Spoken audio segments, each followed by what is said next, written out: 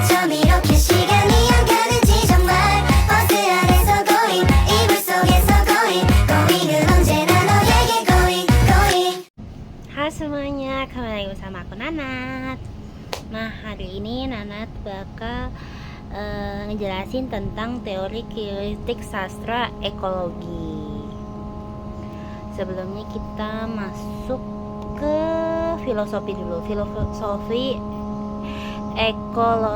ekokritik sastra. Jadi definisi ekokritik sastra itu adalah studi sastra yang mengeksplorasi hubungan antara manusia dan lingkungan dalam karya sastra, menekankan refleksi sastra terhadap lingkungannya.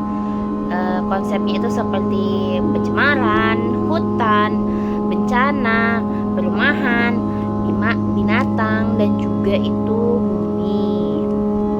Nah, pengertian dari ekokritik sastra itu, ekokritik adalah kajian yang menganalisis sudut sastra dari sudut pandang lingkungan. Kajian ini menyoroti bahwa kritik lingkungan tidak hanya menjadi masalah teknis ilmiah atau politik, tetapi juga persoalan budaya dan sastra. Istilah ekokritik itu berasal dari kata ekokritisme, gabungan dari ekologi, yaitu ilmu tentang hubungan timbal balik manusia dengan lingkungannya, dan kritisme yang berarti kritik atau penulisan karya sastra. Nah, teknik pemahaman dalam ekokritik sastra itu sebuah pendekatan kritis yang mengkaji hubungan antara sastra dan lingkungan. Teori ini berubah untuk memahami bagaimana teks sastra mempresentasikan, merespon, dan juga mempengaruhi lingkungan alam terhadap bagaimana kita sebagai pembaca berinteraksi dengan alam melalui teks-teks tersebut. Nah, pemahaman dalam ekokritik sastra itu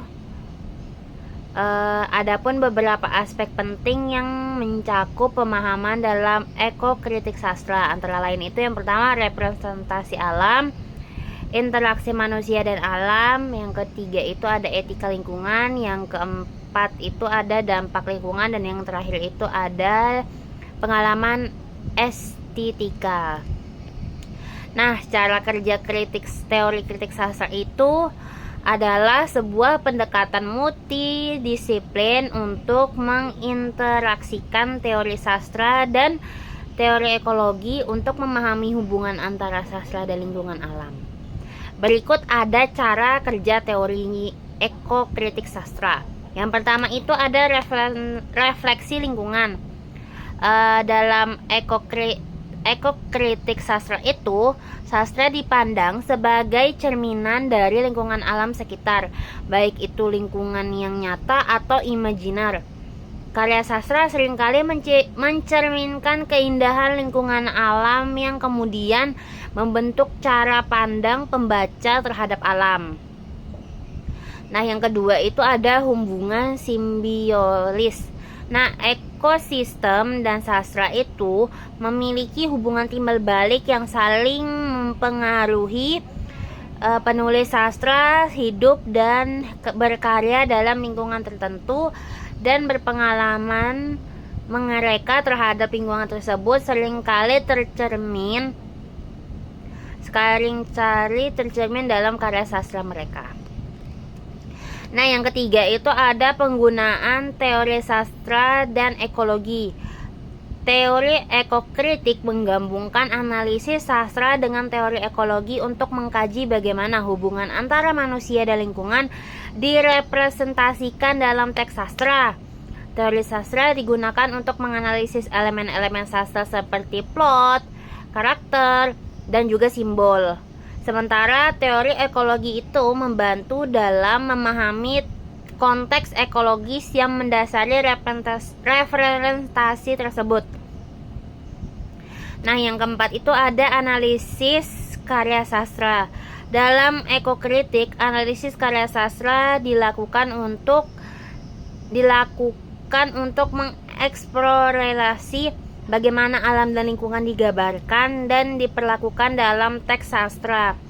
Hal ini bisa meliputi analisis terhadap penggunaan metafor alam, karakteristik alam sebagai entitas aktif, atau peran terhadap lingkungan dalam membentuk alur cerita. Nah, sekian dulu penjelasan Nana tentang teori sastra ekologi. Sampai jumpa di video selanjutnya dan mohon maaf jika ada kesalahan kata atau kalimat. Dadah! 버스 안에서 going 이불 속에서 going going은 언제나